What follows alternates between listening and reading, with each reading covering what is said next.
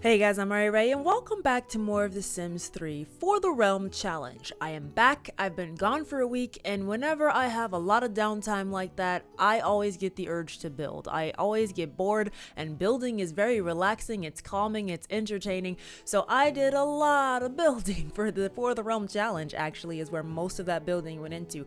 I spent a whole bunch of time trying to get something that I liked for the outside of the castle, because I'm not actually very good at exteriors of lots. That's one of my weak points for me whenever I'm building. I'll like the lot a lot, but then I hate the outside of the lot. And I tried to make something that I really liked with this castle build, and I think that I'm onto something here. I'm liking what we're doing here with the castle build, and I wanted something that's good to look at because we're going to be looking at it for quite some time during the challenge. I mean, this challenge is going to take me a while. I mean, I don't know how many episodes it's been, and I've only built this lot and then City Hall and actually a third lot now. That's right, I built more. I built a whole bunch, you guys. I was really into building. And what's weird is that I actually ended it with money still in my pocket. So I think I have enough to actually build more to the lots. You'll hear all about that when we get back into more gameplay. But this time we are focusing on the castle, and this is majority the outside of the castle. So I didn't really do too much to the inside. The interior still needs some work. There's still a lot of empty rooms that I have to fill up, and I'll do that periodically as we go when we get more family members and stuff like that. But I kind of wanted to use some of the revenue while I didn't need to have every lot in the house filled up to kind of start doing more around the town, so we can start fleshing out the towns more. And I still have more money left that I can potentially put into more houses, so I'm gonna see what we're gonna do that once we get back into gameplay. But for now, I do hope that you enjoy this build, because this was a lot of work. It was a whole lot of work, but I think it turned out well.